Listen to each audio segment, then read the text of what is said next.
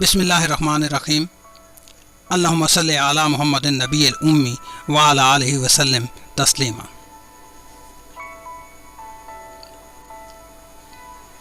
जब हम कुरान करीम का मुताला करते हैं और सूरह गाशिया पर पहुँचते हैं तो सूरह गाशिया में अल्लाह रब्बुल इज़्ज़त कैमल यानी ऊँट की तरफ इशारा करते हुए फरमाते हैं, तो क्या ऊँट को नहीं देखते कैसा बनाया गया। अज़ीज़ान मन, ऊँट की तरफ अल्लाह रब्बुल इज़्ज़त का ये इशारा ऊँट के कमालात पर गौर करने की दावत दे रहा है, जबकि कुरान में मुताला कायनात के मुतल्लिक 756 आयात पहले से मौजूद हैं।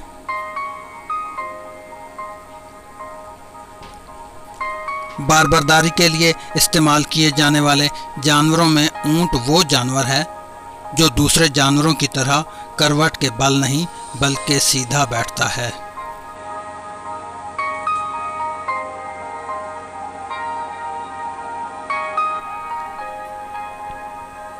और ये वाहिद जानवर है जिसे बिठाकर उस पर मनो बोझ लादा जाता है और ये उस बोझ के साथ बआसानी खड़ा होने की सलाहियत रखता है।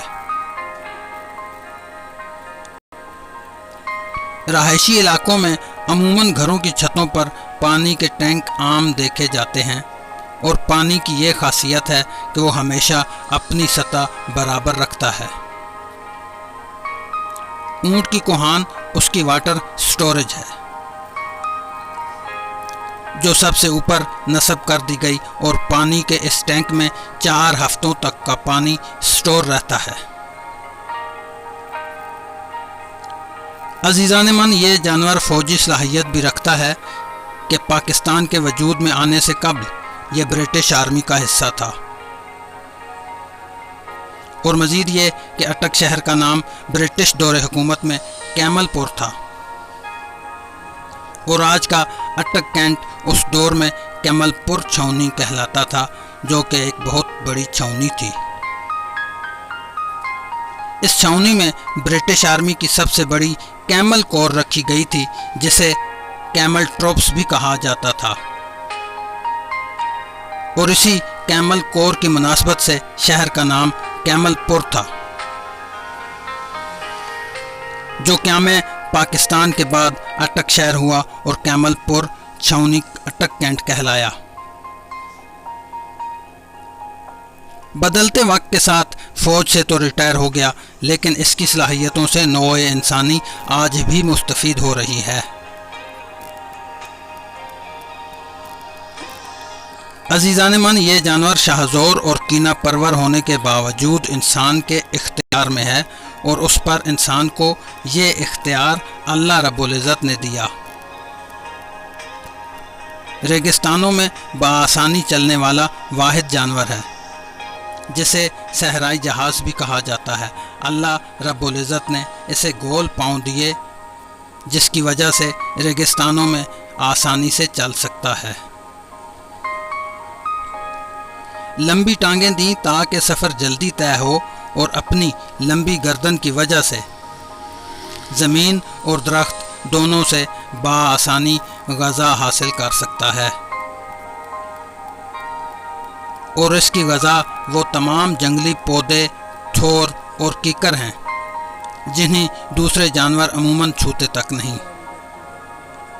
इसका मुंह अंदर से इंतहाई सख्त है, होंठ बाहर से नरम और लंबे और ऊपरी होंठ दरमियान से कटा हुआ होने की वजह से वो उसके लिए हाथ का काम करता है और ये बआसानी होंठों की मदद से ग़ज़ा को छांट कर मुंह में डालता है।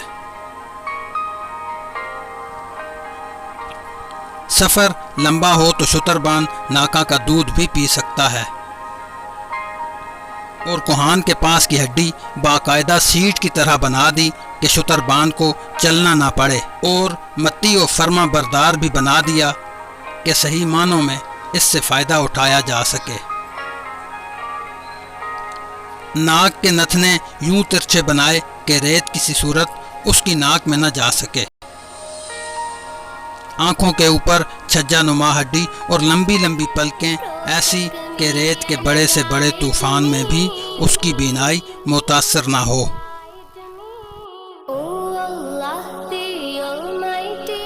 अजीज़ान मन, ये ऊँट के वो औसाफ व कमालात थे जिनकी तरफ देखने का अल्लाह रब्बुल इज़्ज़त ने कुरान करीम में हुक्म दिया।